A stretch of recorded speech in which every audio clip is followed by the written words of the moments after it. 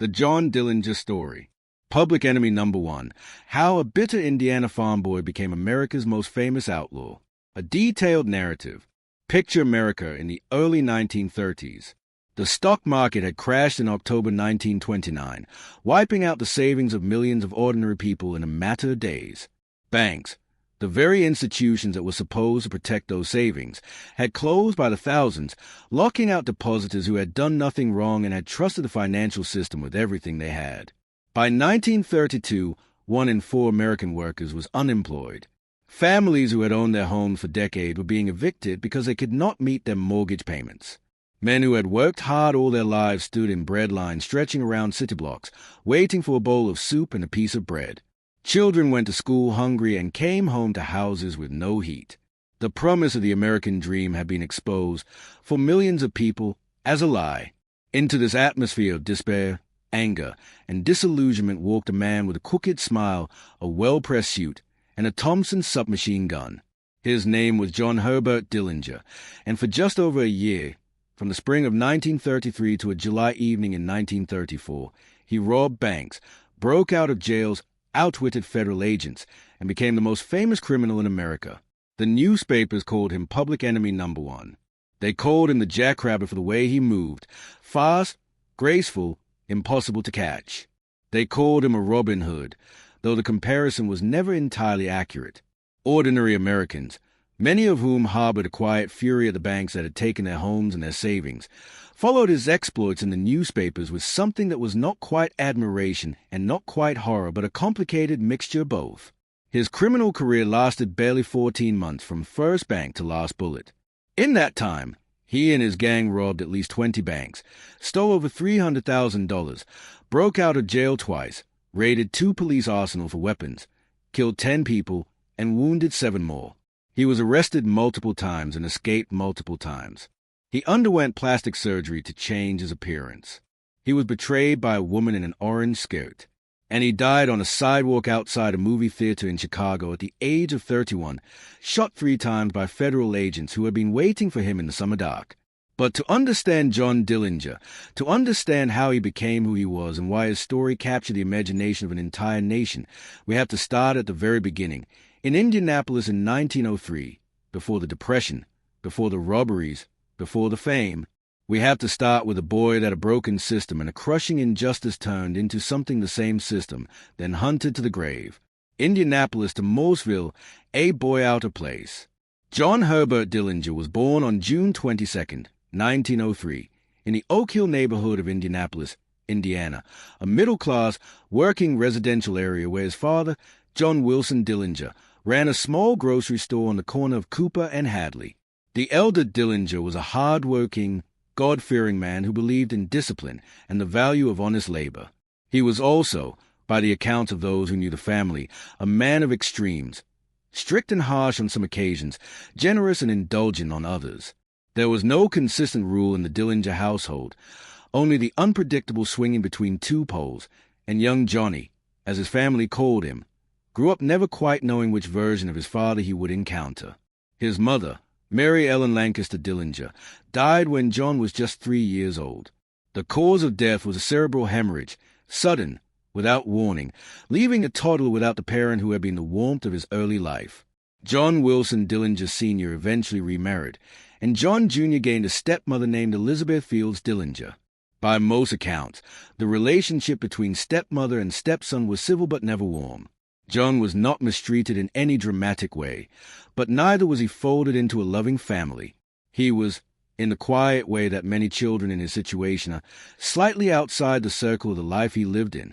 As a child, John Dillinger showed early signs of the rebellious restlessness that would define his adult life. He was intelligent and personable.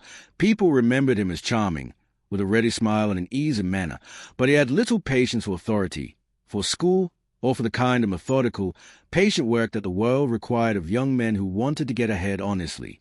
He got into minor trouble as a boy. Small acts of mischief and petty theft that were not unusual for street-smart Indianapolis kids, but that suggested a temperament inclined toward taking shortcuts rather than walking the long road. When John was 12 years old, his father made a decision that he hoped would set his son on a straighter path. He sold a grocery store in Indianapolis and moved the family to a farm in Moseville, Indiana, a small town about 20 miles southwest of the capital. The logic was sound: country life, hard physical work, fresh air, and the absence of the city's temptations. But it had essentially the opposite effect on young John. He found farm work boring and pointless. He missed the energy of the city. He felt stranded in a place that had nothing to offer a young man with a particular kind of intelligence and impatience. He joined a gang of young men in Moseville called the Dirty Dozen, a loose group that was less organized criminality than adolescent boredom looking for outlets. They got into fights, stole small things, made trouble. Nothing serious, nothing that could not be dismissed as a behavior of boys who needed direction. But the pattern was there. John Dillinger was not going to be satisfied with anything ordinary life in Moseville had to offer. In 1923, at the age of 20, Dillinger enlisted in the United States Navy. He was assigned to the USS Utah, a battleship that served in the Pacific Fleet. The Navy, like the farm, did not provide what Dillinger was looking for. He disliked the rigid hierarchy of military life, the endless rules, the discipline that had no apparent connection to anything that mattered to him. After only a few months of service, the USS Utah docked in Boston, Massachusetts, and John Dillinger walked away. He deserted his ship, abandoned his uniform, and made his way back to Indiana. Back in Moseville, he met a 16-year-old girl named Beryl Ethel Hovers, and in April 1924, the two of them married.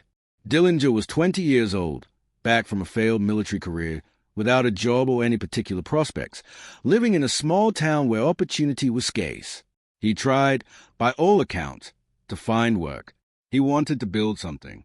But jobs were hard to come by even in the relatively prosperous mid-1920s, and for a young man with a desertion mark against him and no particular skills, the legitimate path forward was not obvious. It was in this state of frustrated ambition and economic uncertainty that John Dillinger met an older man named Ed Singleton who worked as a town pool shark, a man who made his living through gambling and who had, as gamblers and pool hustlers often do, a flexible relationship with the rules. Singleton introduced Dillinger to the idea of taking what you wanted rather than waiting for it to be offered, and in the late summer of 1924, the two of them planned a robbery. The grocery store robbery, and the sentence that broke him. The robbery they chose was, in hindsight, almost pathetically small. The target was Frank Morgan's grocery store in Moseville, a local shop, a place that virtually everyone in town knew, owned by a man who was a member of the community. John Dillinger's own father knew Frank Morgan. This was not the planning of a sophisticated criminal mind. It was the impulsive grab of a young man who wanted money and thought he had found a way to get it. On the night of September 6, 1924, Dillinger and Singleton approached the store. Morgan was there. Dillinger struck him on the head with a bolt wrapped in cloth, a crude, homemade weapon, and Morgan fell. Dillinger's gun discharged accidentally during the struggle. Morgan was not killed, but he was hurt, and the noise of the gun brought attention. Singleton panicked. He jumped into the getaway car and drove away without Dillinger. Left stranded on the street, Dillinger ran, but it was too late. A local minister had seen both men leaving the scene and recognized them. They were arrested the next day. What happened next was a turning point of John Dillinger's life, not the robbery itself, but the legal aftermath of it. Ed Singleton hired a lawyer and pleaded not guilty. He went to trial, was convicted, and received a sentence of 2 to 14 years. John Dillinger's father, a church deacon and respected member of the Moseville community, believed in the justice system. He took his son to the local prosecutor and advised him to confess and throw himself on the mercy of the court. He and John both expected that this honesty and cooperation would be rewarded with a lenient sentence. They were catastrophically wrong. The judge sentenced Dillinger to 2 consecutive prison terms, 2 to 14 years for assault and battery with intent to rob, and 10 to 20 years for conspiracy to commit a felony. Together, these sentences meant that John Dillinger, a 21-year-old first offender who had participated in one botched grocery store robbery that netted $50, could theoretically spend the next 34 years in prison. By contrast, Singleton, who had hired a lawyer, pleaded not guilty, and gone to trial, received a shorter sentence. The lesson was unmistakable. The justice system punished those who cooperated with it and rewarded those who fought it. Dillinger was stunned. Everyone around him was stunned. As he was processed into the Indiana Reformatory at Pendleton, he was quoted as saying, in words that would prove prophetic, "I will be the meanest bastard you ever saw when I get out of here." He spent the first years of his sentence at the Indiana Reformatory. It was a harsh environment. Inmates worked in factories, faced rigid discipline, and had almost no contact with the outside world. Dillinger threw himself into the work. He produced double factory quotas. He was, by prison standards, a model inmate. But he was also a young man who had entered prison with a genuine sense of injustice burning inside him, a sense that the world had dealt him a specifically crooked hand, and that feeling never left him. It deepened. It became the foundation of everything that followed. In 1929, while he was still imprisoned, Beryl Hovers, his wife of 5 years, divorced him. She had waited as long as she could, but with a husband facing potentially decades behind bars, she had made a practical decision. Dillinger later said the divorce broke his heart and drove him further into crime. He had, up until that point, maintained some small hope that there was something waiting for him outside the walls. With the divorce, that hope narrowed considerably. In 1929, Dillinger was transferred from the reformatory to the Indiana State Prison at Michigan City, a larger, more serious institution with a harder population. He was now among men who had committed significant crimes and who had, in many cases, spent years perfecting the craft of criminality. Dillinger, who was intelligent, observant, and desperate for a way to make his prison time count for something, paid close attention. He became a student of bank robbery, not in any theoretical way, but as a practical discipline, like learning a trade.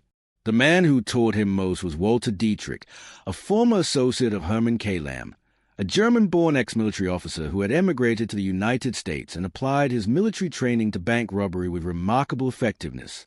Lamb's system was methodical and professional, thoroughly researched the layout of each target bank before the robbery, assigned each gang member a specific, clearly defined role, planned the getaway route down to tenths of a mile and practiced it multiple times, and above all, operate with discipline and precision. Lamb's approach had worked successfully for 13 years before he was killed in a police shootout. Dillinger absorbed every detail of the Lamb method and began planning how he would use it.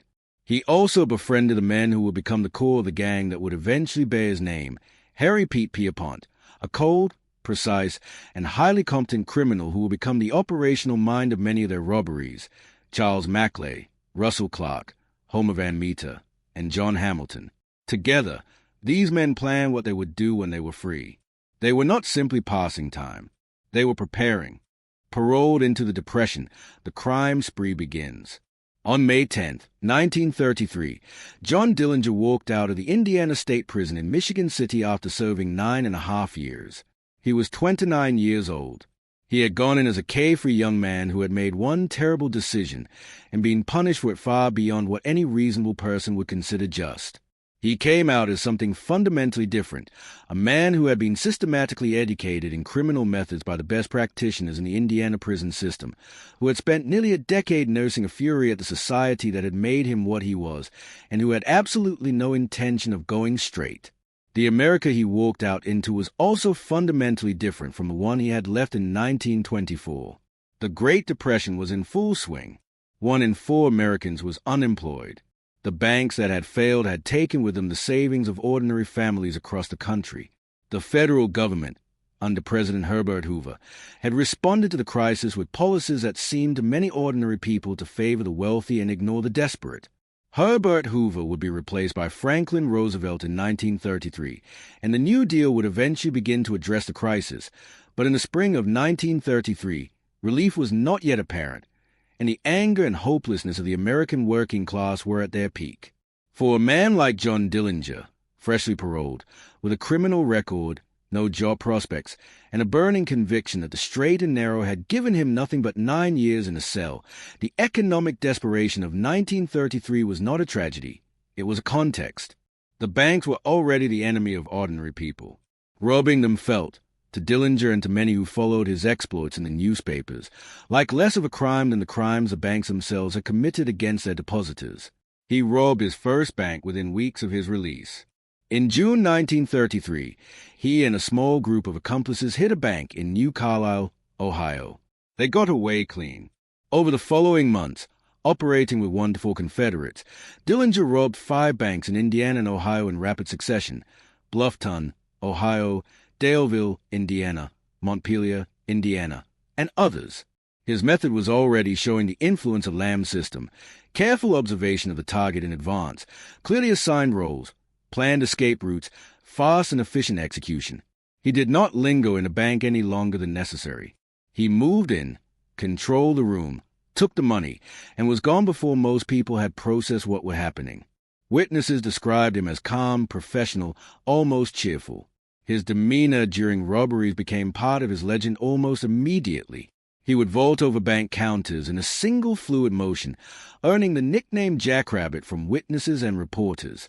He was polite to bank employees and customers, telling them not to be afraid, assuring them they would not be hurt. He once helped an elderly woman who had stumbled during a robbery. These details, reported in newspapers eager for colorful copy, built an image of Dillinger something almost sporting, a criminal with style, wit, and a certain consideration for ordinary people that set him apart from the brutal, indiscriminate violence of other gangsters. He was captured in September 1933 by Dayton, Ohio police and lodged in a jail in Lima, Ohio, awaiting trial. When police searched him at the time of his arrest, they found what appeared to be a plan for a prison break. Dillinger denied knowing anything about it. Within days, the plan explained itself. The gang comes together, escapes, raids, and the Midwest Terror. While Dillinger had been robbing banks in Ohio and Indiana, his friends back at the Indiana State Prison in Michigan City had been working on their own escape.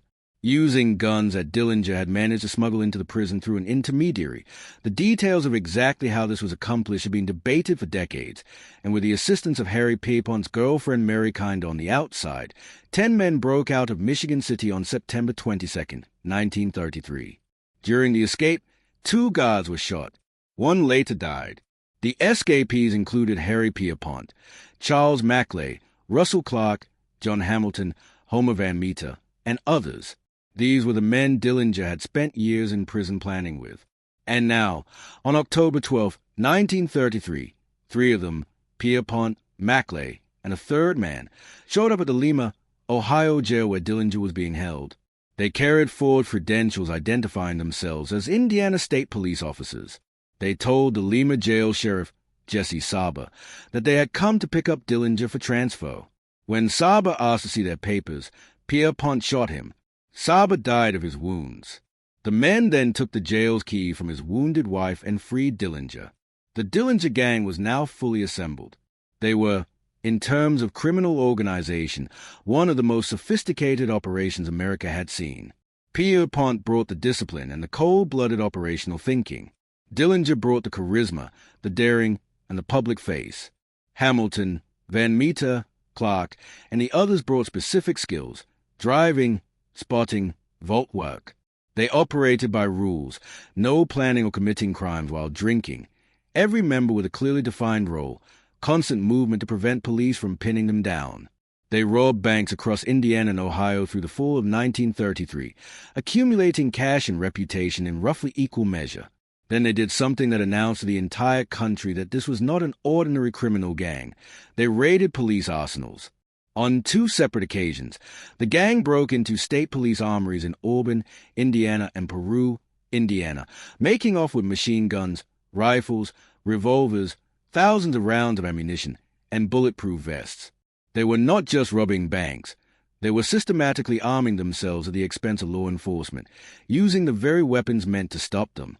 On October 23, 1933, the gang robbed the Central National Bank and Trust Company in Greencastle, Indiana, and made off with $74,000, the largest single score of their entire career.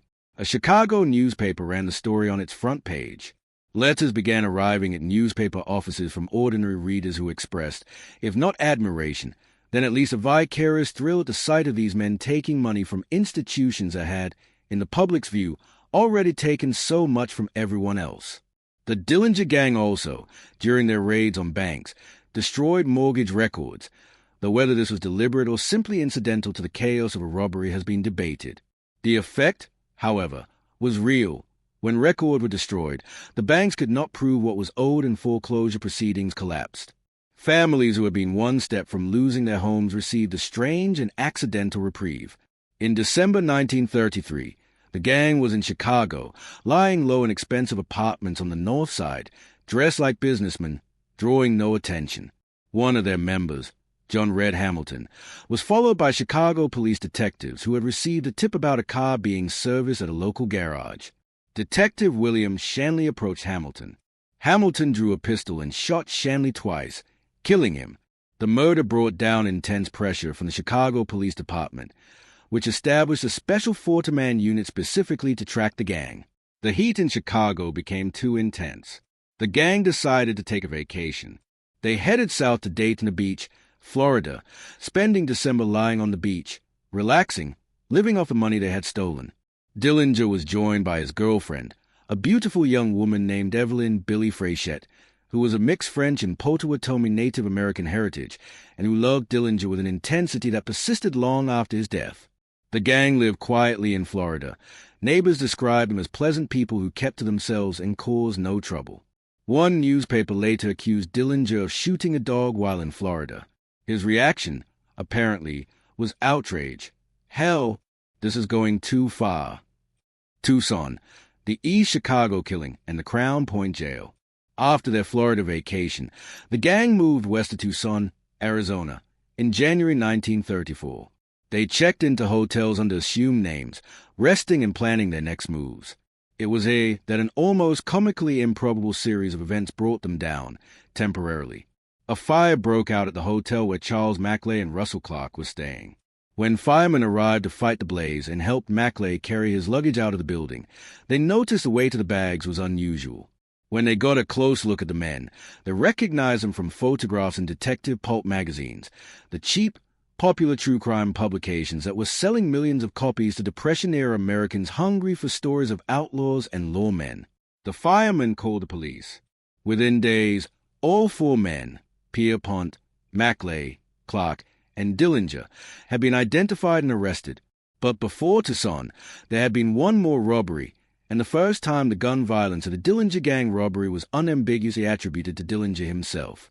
On January 15th, 1934, Dillinger and John Hamilton robbed the First National Bank of East Chicago, Indiana. A police officer named William Patrick O'Malley was on guard duty inside the bank. When Dillinger was making his exit, O'Malley confronted him and opened fire. Dillinger was wearing a bulletproof vest, and the shots that hit him in the chest did not penetrate. He fired back.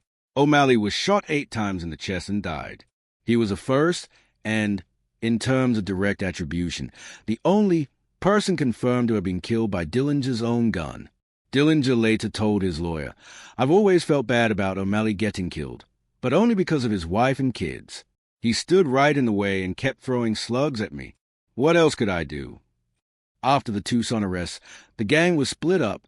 Pierpont, Maclay, and Clark were extradited to Ohio to stand trial for the murder of Sheriff Saba in Lima. Dillinger was extradited to Indiana, flown by airplane, a means of transport unusual enough to draw national press coverage, to face trial for the murder of Officer O'Malley. He arrived in handcuffs at the Crown Point Jail in Lake County, Indiana, on January 30th, 1934. The Crown Point Jail was famous for being escape-proof. The county sheriff was a woman, Lillian Hulley, and the press made much of the image of the fearsome desperado being held by female authority. Dillinger was photographed in the jail with local officials, grinning his crooked grin, looking entirely unbothered by his situation. The electric chair was a real possibility. He had been charged with murder. Indiana had the death penalty. The case against him was strong. By any reasonable assessment, John Dillinger was finished. He was not finished. The wooden gun, the greatest jailbreak in American history. Exactly what John Dillinger used to bluff his way out of the Crown Point Jail on March 3rd, 1934, has been debated since the moment it happened. The official story, the one Dillinger himself told with evident relish, was that he carved a fake pistol out of a block of wood, blackened it with shoe polish to make it look like metal, and used it to convince his guards that he was armed.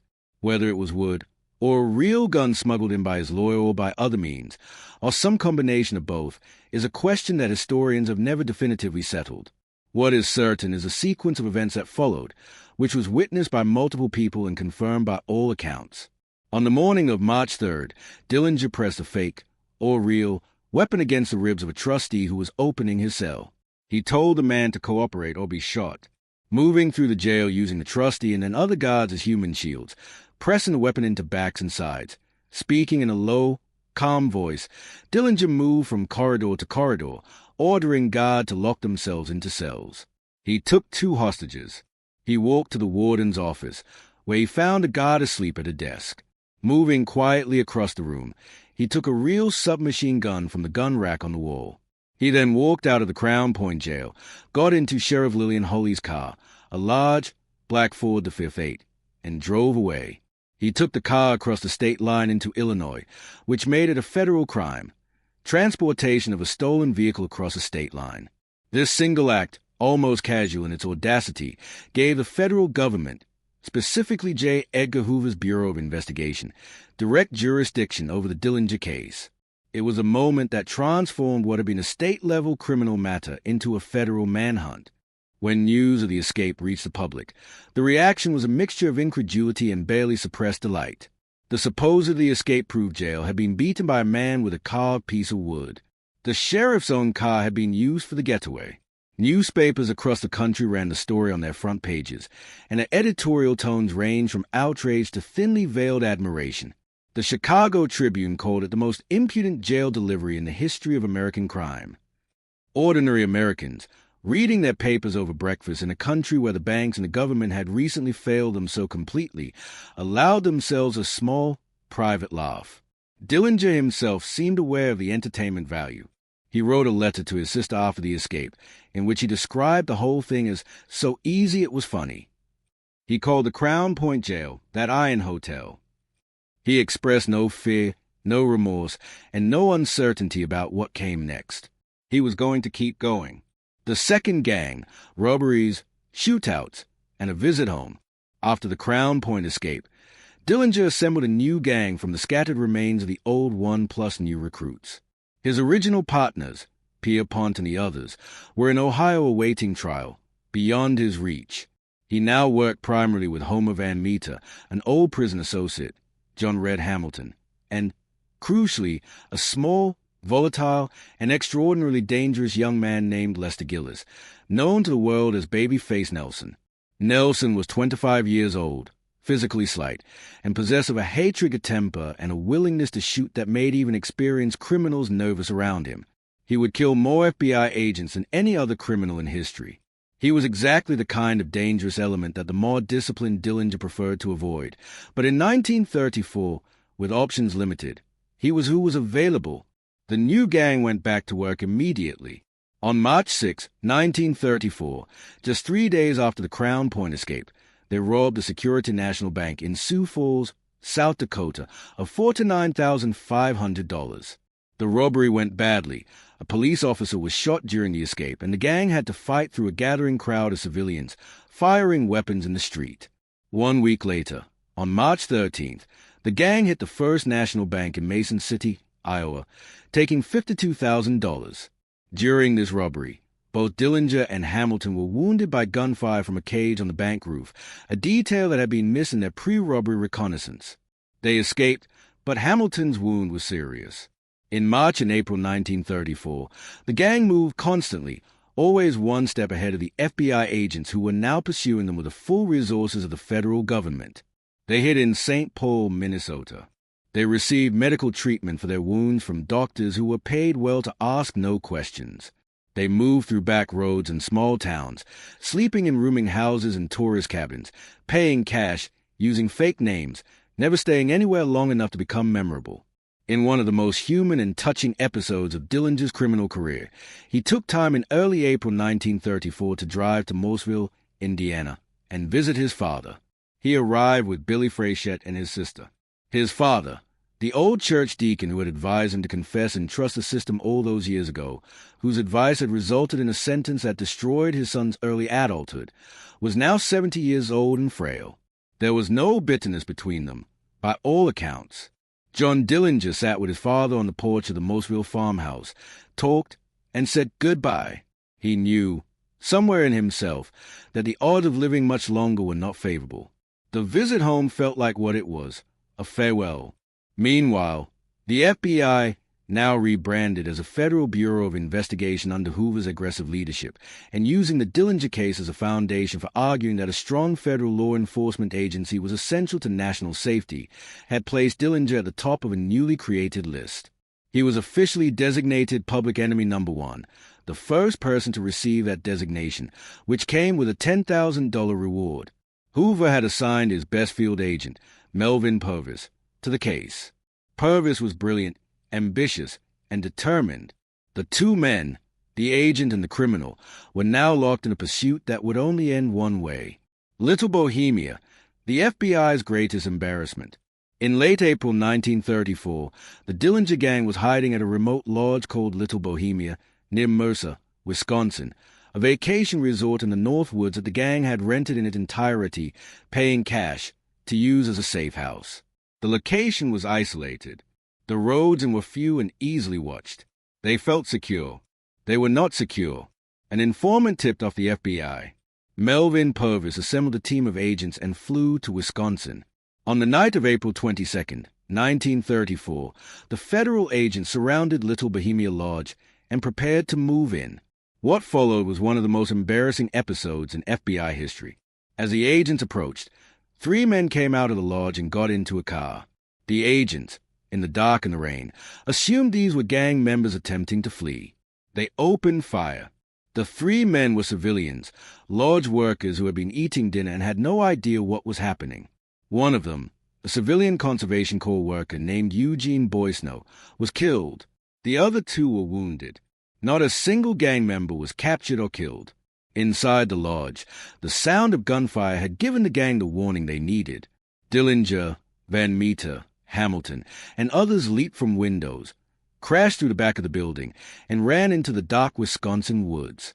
Babyface Nelson, separated from the others, encountered 2 FBI agents and a local police officer in the chaos and shot all 3. Agent Carterbaum was killed. The other 2 were wounded. Nelson then escaped as well. The entire gang got away. 3 innocent civilians had been shot, 1 killed. 1 FBI agent was dead, and John Dillinger was running through the Wisconsin woods in the middle of the night, free again. The next morning's newspapers were savage in their coverage of the federal fiasco. Congress demanded explanations. J. Edgar Hoover, whose entire argument for expanding federal law enforcement had been built around the promise of catching criminals like Dillinger, was publicly humiliated. His response was to intensify the pressure. He would not rest, he declared, until Dillinger was caught or killed. During the escape from Little Bohemia, John Hamilton was hit by a bullet. The wound was eventually fatal. He made it to St. Paul, where he received medical treatment, but the wound became infected. By late April 1934, Hamilton was dying. Dillinger sat with him as he died and afterward helped bury the body in a location that was not discovered until years later. He mourned Hamilton quietly. They had been friends in prison, had planned their criminal careers together, and had worked side by side for a year. His death was a significant loss, both practically and personally. A new face, more robberies, and the tightening noose. After Little Bohemia, Dillinger's situation had changed in important ways. His gang had lost members to death and arrest. The FBI's resources were now fully committed to catching him. The $10,000 reward meant that virtually everyone in America had a financial incentive to turn him in. He could not trust strangers. He could not stay anywhere for long. And his face, reproduced in every newspaper in the country, posted in every post office and police station, was the most recognized face in America. He decided to change it. In late May 1934, Dillinger and Homer Van Meter underwent plastic surgery in Chicago. The surgeon, a doctor named Wilhelm Losa, altered the shape of Dillinger's nose, removed some of the dimples from his cheeks, and attempted to obliterate his fingerprints using acid. The procedure was painful and only partially successful. Photographs taken after the surgery show that while some changes were visible, Dillinger was still clearly recognizable as himself. The fingerprint obliteration was similarly incomplete. Traces of his prints were still detectable to trained investigators. The surgery bought him some time, but it did not buy him safety. The gang continued to operate. On June 30th, 1934, 8 days after Dillinger's 31st birthday, which he had celebrated at a Chicago nightclub, the gang robbed the Merchants National Bank in South Bend, Indiana. It was their last bank robbery. It was also the most violent of their career. A police officer named Howard Wagner was shot and killed. 4 bystanders were wounded, and Van Meter was shot in the head and seriously wounded during the resulting street battle. The gang got $30,000 and drove away through a city that was now in open, armed pursuit of them. Dillinger knew the end was coming. He had said as much in a letter to his father earlier that year. "I'm traveling a one-way road, and I'm not fooling myself as to what the end will be. If I surrender, I know it means the electric chair." He did not seem to want to surrender, but he also seemed, in these final weeks, to be living with a kind of fatalistic acceptance that made his continued activity more about refusing to stop than about any rational calculation of survival. He was living under the name Jimmy Lawrence, hiding in the Rogers Park neighborhood of Chicago. He was spending time with a woman named Polly Hamilton, a young waitress who knew him as Lawrence, did not know he was Dillinger, and was simply enjoying his company. Through Polly, he had been introduced to her friend and landlady, a Romanian immigrant named Anna Companys, who operated a small boarding house and who had, for reasons that remained somewhat murky, decided to inform on him. The woman in the orange skate, July 22, 1934. Anna Companys, known to history by her alias Anna Sage, and nicknamed in legend the Woman in Red, had a problem. She was a Romanian immigrant who had been operating a brothel and who was facing deportation proceedings by the federal immigration authorities. She was about to be sent back to Romania. She did not want to go. She was looking for a way to stay in the United States, and she had something that the FBI desperately wanted. She knew where John Dillinger was. She contacted Melvin Purvis and the FBI in mid-July 1934. She told them that she knew a man named Jimmy Lawrence who was, she believed, actually John Dillinger. She said she had access to him through Polly Hamilton. She offered to set him up, to tell the FBI when and where Dillinger would be, in exchange for a guarantee that her deportation proceedings would be dropped or stayed.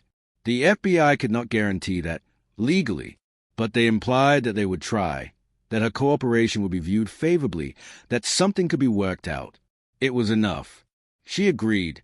On July 22, 1934, a Sunday, Anna Sage contacted Melvin Purvis and told him that she, Polly Hamilton, and the man she identified as Dillinger were planning to go to the movies that evening in Chicago.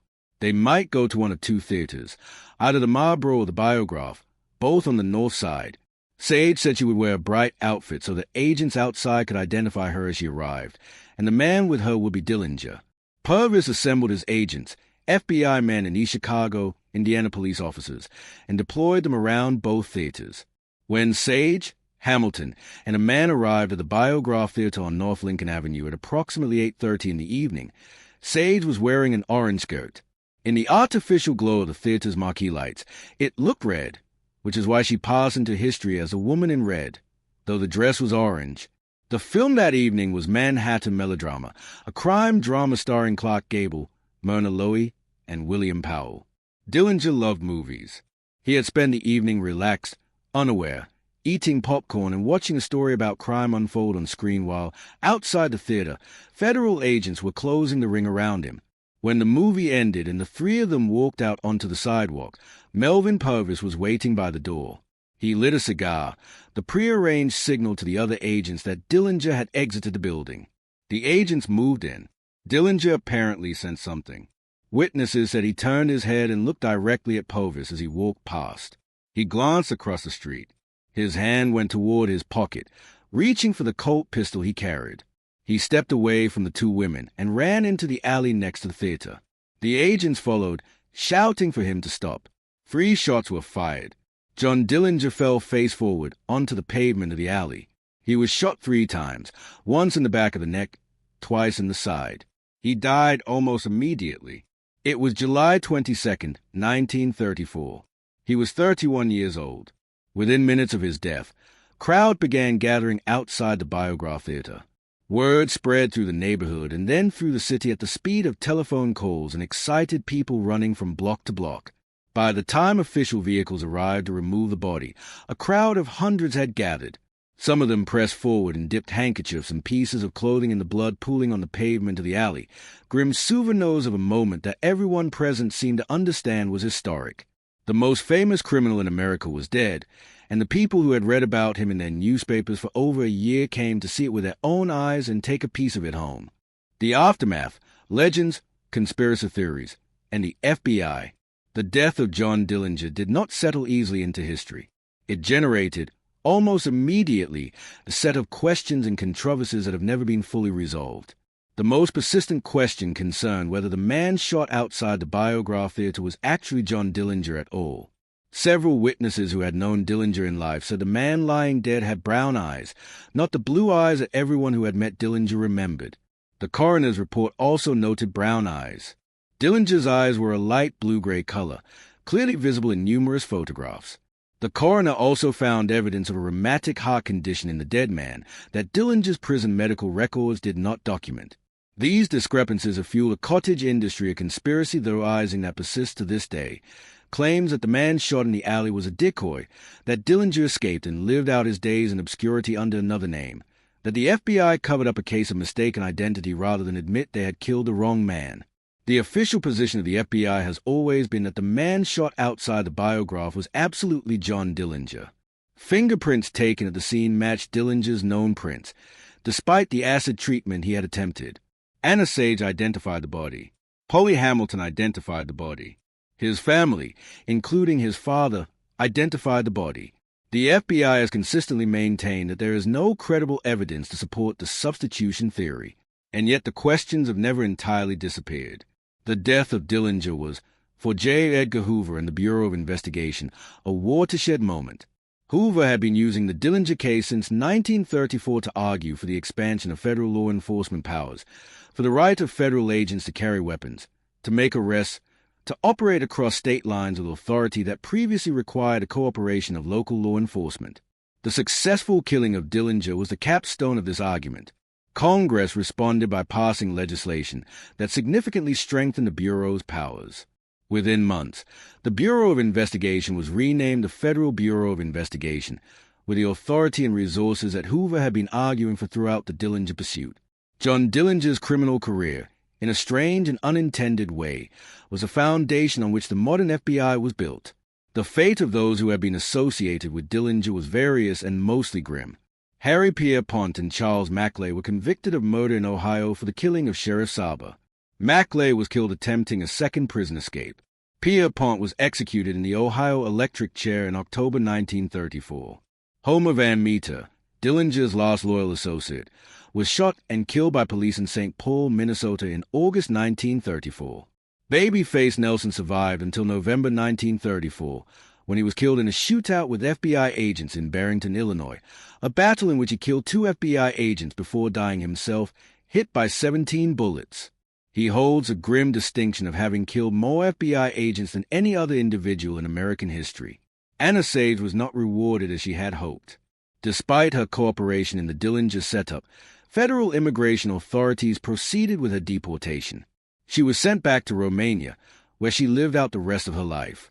She received a payment of $5,000 from the FBI, half of the reward money, but never received the protection from deportation she had been promised or had believed was promised. She said until her death that she had been cheated.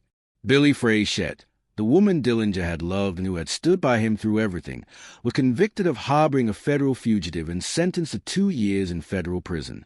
She served her sentence and was released. She never remarried. She spent the later part of her life occasionally discussing Dillinger with journalists and historians, always speaking of him with a warmth that time had not cooled. She died in 1969, 35 years after the man she had loved was shot in a Chicago alley. The Robin Hood question, what America made of him. From the moment John Dillinger became famous, the question of how to understand him, as villain or as folk hero, as public enemy or as wrong man fighting back, was debated in newspaper editorials, in church sermons, in barbershop conversations, and in the letters that poured into newspaper offices from readers who wanted to say what they thought. The Robin Hood comparison was always oversimplified and partly inaccurate. Dillinger did not, in any systematic way, give money to the poor.